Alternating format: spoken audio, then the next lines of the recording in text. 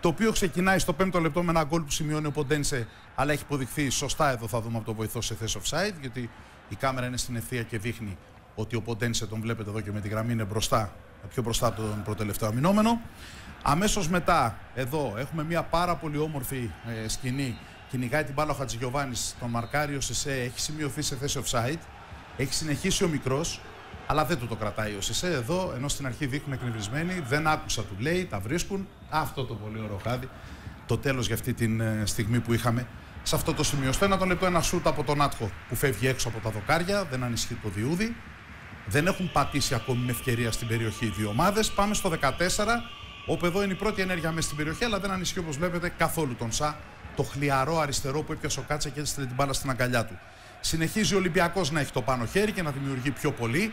Από τα δεξιά τώρα θα βγει η σέντρα από τον Ομάρ, η κεφαλιά του Χασάν σε πρώτο χρόνο, όπως λέμε, και στο πρώτο δοκάρι ο Αιγύπτιος έφυγε μπάλα out. Ο Χασάν που είχε τελικές προσπάθειες, εδώ στο 29, όπως βλέπετε, κάνει το 1-2 με τον Ομάρ.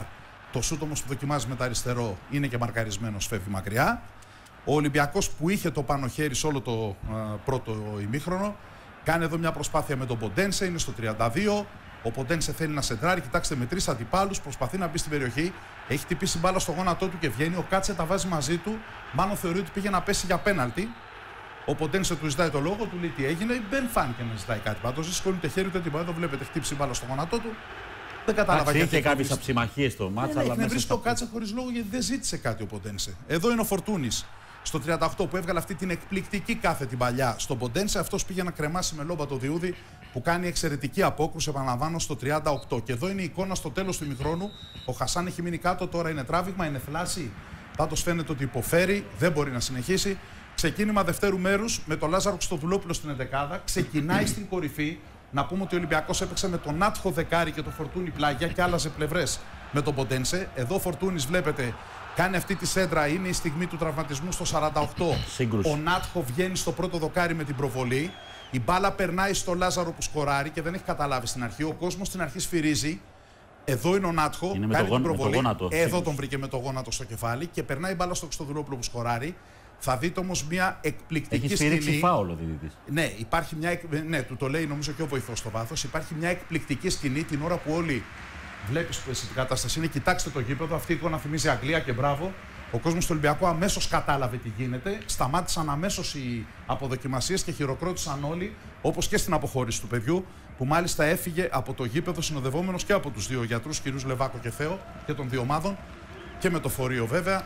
Από ό,τι Γιάννη βγαίνει μια διάσηση και εξετάσει και νοσοκομείο, ναι, αλλά με ελπιδοφόρα γενικά. Μπήκε ο Πιτσιρικάς, ο Κότσαρης, για να παίξει. Εδώ βλέπουμε λοιπόν στο 61ο λεπτό ο Κάτσε αδειάζει στον Μπουχαλάκη. Τρομερό γκολ υπό την έννοια του ότι κάνει λόμπα τρίπλα στο Μπουχαλάκη που τον περνάει δύο κεφάλια. Σουτάρει στο απέναντι γάμα, βρίσκει την μπάλα ο Σα και δεν μπορεί να την εκτρέψει. Ένα τρομερό γκολ του Κάτσε. Εδώ πάλι το βλέπουμε. Ήταν λίγο έξω ο Σα, δεν περίμενε αυτή την ενέργεια. Κοιτάξτε την περίτεχνη τρίπλα από τον μέσο του Παναθηναϊκού. Το βολέ με το δεξί. Έχει κεφάλτσα η μπάλα. Παρότι βρίσκει ο Σα, δεν τη βρίσκει τόσο γεμάτα ίσως όσο θα ήθελε για να την εκτρέψει και η μπάλα πάει στα δίχτυα. Στο 64 αμέσως μετά το γκολ, ο Ολυμπιακός ψάχνει μια επίθεση, κεφαλιά του Φορτούνη, έχει σταματήσει φάση για φάουλ, έχει βάλει τα χέρια του στον Ινσούα.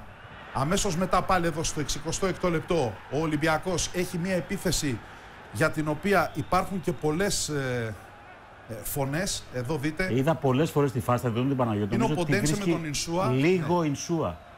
Φαίνεται να έχει βρει λίγο την μπάλα. Μετά ο Ποντένσε συνεχίζει. Δεν ξέρω αν τον βρίσκει ο τερματοφύλακας, σαν αυτός που φωνάζουν στον Ολυμπιακό ότι τον ρίχνει.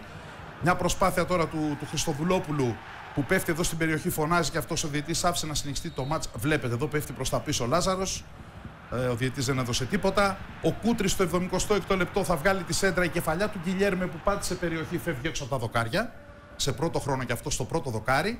Στο 82 νέα προσπάθεια από τον Ολυμπιακό και εδώ θα δείτε υπάρχει ένα πρώτο σουτ που κοντράρει και το φάουλ που γίνεται στη συνέχεια από το Μουνιέ στο Λάζαρο Χριστοδουλόπουλο. Βάλαμε αυτή τη φάση γιατί ήταν και η πρώτη επίθεση πάρα πολύ καλή, αλλά εδώ βέβαια είναι η εκπληκτική απόκριση του Κότσαρη στην φοβερή εκτέλεση του Χριστοδουλόπουλου. Πάει στο γάμα η μπάλα, όπως τα δείτε. Στον τεμπούτο του Super League, έτσι. Βέβαια, κοίταξε εδώ, η μπάλα πάει με τα φάλτσα, θα γυρίσει να πάει πολύ κοντά στο γάμα. Την βρήκε, την έβγαλε. Εδώ φωνάζουν πάλι του Ολυμπιακού, μια από τις φάσεις που μίλησε ο προπονητής του λίγο πριν, για χέρι του Μακέντα. στην προσπάθεια του Χριστοδουλόπουλου να του περάσει την μπάλα. Βγάζει το σώμα Μακέντα, σκύβει και με τον νόμο. Εδώ, αν κινεί το χέρι με πρόθεση, θα το δούμε. Και αμέσως μετά από το κόρνερ, δείτε εδώ, έχει πέσει εδώ, υπάρχει και ένταση, γιατί θέλει ο Ποντένσε να πάρει την μπάλα γρήγορα και έχει μείνει ο Κότσαρης κάτω. Θα δείτε και πάλι ότι εδώ στην πτώση του Χατζηγιοβάνη, για το αν έχει βρει την μπάλα μετά το κεφάλι, με τα χέρια, με πρόθεση ο παίκτης του Παναθηναϊκού, δεν φαίνεται να έχει κάτι τέτοιο. Πέφτει εξάλλου προς τα κάτω, αλλά είναι δουλειά του Παναγιώτη περισσότερο. Η έξοδος του Κότσαρη που απομακρύνει, το σουτ στο κάθετο δοκάρι, πολύ μεγάλη ευκαιρία από τη βολίδα του Ομάρ στο 26ο λεπτό. Δείτε πάλι εδώ το Φορτούνι να εκτελεί, βγαίνει ο Κότσαρης με τις γροθιές. Εκεί δεν έχει φυλάξει το χώρο η άμυνα του Παναθηναϊκού. Ο Ομάρ βρίσκει το διάδρομο, δεν βρίσκει κανένα συμπαίκτης του την μπάλα σε πρώτο χρόνο. Και είδα του το Σισέ, τον πρόλαβε ο Μουνιέ. Και εδώ θα δείτε είναι το γκολ που λυτρώνει τον κόσμο του Ολυμπιακού και τους παίκτες του στο 95ο λεπτό. Επαναλαμβάνω, μη σας ξενίζει ο χρόνος. Είχαμε μεγάλη καθυστέρηση στον τραυματισμό του Διούδη. Έγινε η σέντρα από τον Καμαράτη. Γυρίζει ο Ομάρ, είναι πάρε βάλε πραγματικά για δύο συμπαίκτες του. Προλαβαίνει ο Σισέ που έρχεται με δύναμη, που είχε μετακομίσει σε αυτά τα λεπτά στην περιοχή του Παναθηναϊκού ούτως ή άλλως. Ο Κότσαρης δεν βρήκε την μπάλα. Ναι, έχει κάνει μια τεράστια απόκρουση, έκανε εδώ και μια αναθασμένη έξοδο. Εντάξει, το παιδί τώρα πώς θα κριθεί σε αυτό το μάτς δεν ξέρω και με ποια κριτήρια, αλλά εγώ νομίζω ότι γενικά στάθηκε καλά. Επιμένει ο Ολυμπιακός να βρει και δεύτερο γκολ. Εδώ είναι στο 96ο λεπτό η κεφαλιά υποπίεση του Φορτούνη. Το βγάλε ο Κότσαρης και σωστά προς το πλάι, για να μην υπάρχει εύκολο rebound στον αντίπαλο. Εδώ θα δείτε πάλι, ενώ πατάει δεξιά, γυρίζει και βγάζει την μπάλα μακριά από τους παίκτες του Ολυμπιακού που περίμεναν. Στο τέλος του αγώνα βλέπετε πάλι τα καπνογόνα και δυστυχώς πρέπει να πούμε, θα δείτε στο τελευταίο πλάνο, ότι υπήρχε και ένα συμβάν με έναν φύλαθλο που καλέσανε σπευσμένα για πρώτες βοήθειες τον άνθρωπο, ο οποίος ας ελπίσουμε να μην έχει πάθει κάτι σοβαρό, γιατί πήγαν οι γιατροί από πάνω να του προσφέρουν τις πρώτες βοήθειες σε ένα παιχνίδι που ο Ολυμπιακός, να το αυτή είναι η σκηνή που σας έλεγα, να πούμε ότι ο Μαρτίνς προσπάθησε να αλλάξει πολύ τα πράγματα και στο 58